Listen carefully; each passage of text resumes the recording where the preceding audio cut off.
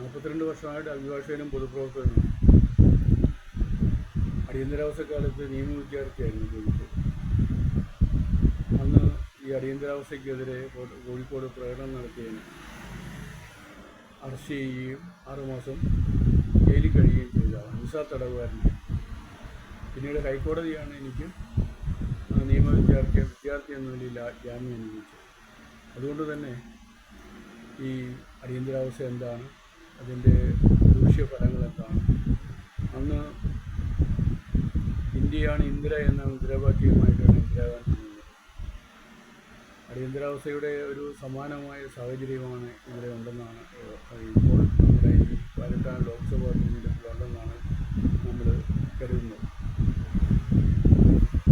കാരണം സമീപകാലത്തെ ഈ കേന്ദ്ര സർക്കാരിൻ്റെ പ്രവർത്തനങ്ങൾ, കേന്ദ്ര സർക്കാർ കോമൺ സിവിൽ കോഡ് കൊണ്ടുവരുന്നതിനുള്ള നടപടികൾ, അതുപോലെ തന്നെ കാശ്മീരിൻ്റെ കാര്യത്തിൽ ആർട്ടിക്കിൾ 317 റദ്ദാക്കിയ വിഷയങ്ങൾ, കർഷകരോട് കാണിക്കുന്ന ദ്രോഹ നടപടികൾ, അതുപോലെ തന്നെ ഏറ്റവും അവസാനം CIA, അതായത് ഈ സിറ്റിസൺഷിപ്പ് അമെൻമെൻറ്റ് ആക്ട് കൊണ്ടുവന്നു ഒരു ഭാഗം ന്യൂനപക്ഷങ്ങളെ വേർതിരിക്കുന്നതിന്, ഇവിടുത്തെ മുസ്ലിംസിനെയും അതുപോലെ തന്നെ മറ്റ് ക്രിസ്ത്യാനികളടക്കമുള്ള മത ന്യൂനപക്ഷങ്ങളെയും വേർതിരിക്കുന്നതിനുമുള്ള നടപടികൾ, അതുപോലെ തന്നെ നമ്മുടെ രാമക്ഷേത്ര നിർമ്മാണവും അതിൻ്റെ സ്ഥാപനവുമായി ബന്ധപ്പെട്ട് ഉള്ള കാര്യങ്ങളൊക്കെ സൂചിപ്പിക്കുന്നത് ഇന്ത്യ ഒരു ഹിന്ദു രാഷ്ട്രമാക്കാനുള്ള RSSൻ്റെ അജണ്ടയുടെ ഭാഗമാണെന്നുള്ള സംശയം. 18ാം ലോക്സഭാ തിരഞ്ഞെടുപ്പിന് ശേഷം ഇനിയൊരു തിരഞ്ഞെടുപ്പ് ഉണ്ടാകുമോ എന്നൊരു സംശയം പൊതുപ്രവർത്തകനായി എനിക്കുണ്ട്. അല്ലെങ്കിൽ മറ്റൊരു അടിയന്തരാവസ്ഥ നമ്മുടെ രാജ്യത്തുണ്ടാകുമോ, ഒരു ഏകാധിപത്യ ഭരണം ഉണ്ടാകാൻ പോകുമോ എന്നൊരു സംശയമുണ്ട്. അപ്പോൾ അതുകൊണ്ട് തന്നെ ഇന്ത്യയെ സംബന്ധിച്ച് ഇന്ത്യ എന്ന രാജ്യം നിലനിർത്തുന്നതിന് നമ്മുടെ സ്വാതന്ത്ര്യപ്രാപ്തിക്ക് ശേഷം നമ്മൾ കൈവരിച്ച നേട്ടങ്ങൾ, അത് സാമൂഹികമായും സാംസ്കാരികമായും നമ്മൾ കൈവരിച്ച നേട്ടങ്ങൾ, അതായത് ഇന്ത്യക്കാരെല്ലാം ഒരുപോലെ നമ്മുടെ ഭരണഘടന അടിവരയിട്ട് പറയുന്ന തുല്യതയും മതേതരത്വവും മനുഷ്യ സംസ്കാരവും മാനവികതയും മനുഷ്യസ്നേഹവും ഒക്കെ നിലനിർത്തുന്നതിന്, ഇവിടെ ജാതീയമായ വേർതിരിവുകളില്ലാതെ ജനങ്ങളെ ഒറ്റക്കെട്ടായി കാണുന്നതിനുമുള്ള ഒരു ശ്രമം ഉണ്ടാകണം.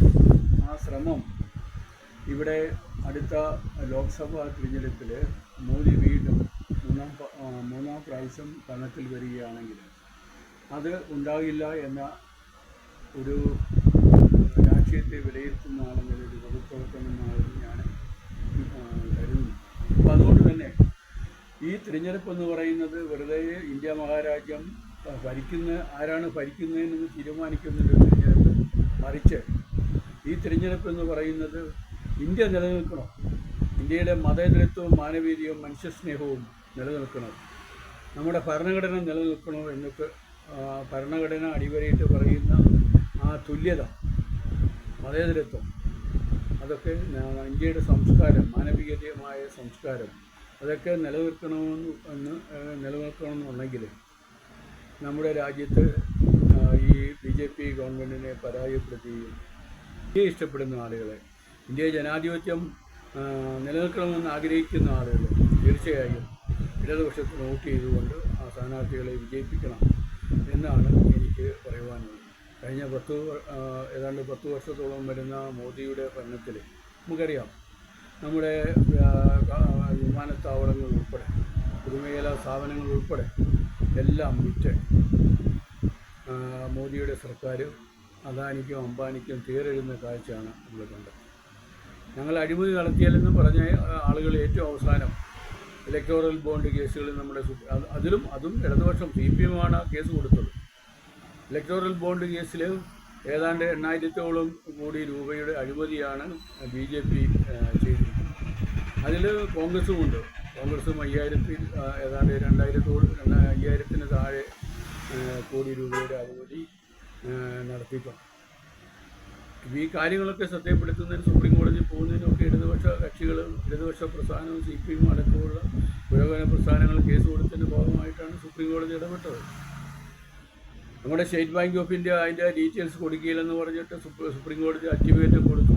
അതിൻ്റെ ഭാഗമായിട്ടാണ് സുപ്രീം കോടതി പറഞ്ഞതിൻ്റെ അടിസ്ഥാനത്തിലാണ് SBI ഈ ഇലക്ടോറൽ ബോണ്ടുകൾ വാങ്ങിയ ആളുകളുടെ വിവരങ്ങൾ പരസ്യപ്പെടുത്തിയത്.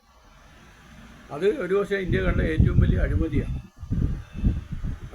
അതായത് കോർപ്പറേറ്റ് കക്ഷികളുടെ കള്ളപ്പണം ഒരു ലെജിറ്റിമേറ്റ് ലൂട്ടിങ് എന്ന് പറയും, ലീഗൽ ലൂട്ടിങ്ങിനെ ലെജിറ്റിമേറ്റ് ചെയ്യുന്നതിനുള്ള ഒരു മാധ്യമമായി ഇലക്ടോറൽ ബോണ്ട് അത് നമ്മുടെ ഭരണകക്ഷികൾ, നമ്മുടെ BJP ഗവൺമെൻറ് നടത്തിയ ഏറ്റവും വലിയ അഴിമതിയാണ്. ആ അഴിമതിയെ പുറത്തു കൊണ്ടുവരുവാൻ സഹായിച്ചത് CPM ആണ്. അതുപോലെ തന്നെ നമ്മുടെ ജനാധിപത്യത്തിലെ ഏറ്റവും അനിവാര്യമായ ജുഡീഷ്യറിക്ക് അതിനൊരു വലിയ പങ്കുണ്ട്.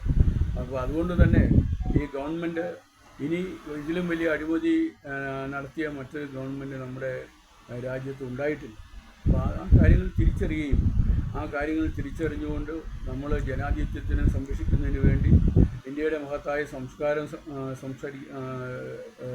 സംരക്ഷിക്കുന്നതിന് വേണ്ടി, ഭരണഘടന സംരക്ഷിക്കുന്നതിന് വേണ്ടി നമ്മൾ ഇടതുപക്ഷത്തിന് വോട്ട് ചെയ്യണമെന്നാണ് എനിക്ക് എല്ലാവരോടും പറയുവാനുള്ളത്. അത് കഴിഞ്ഞ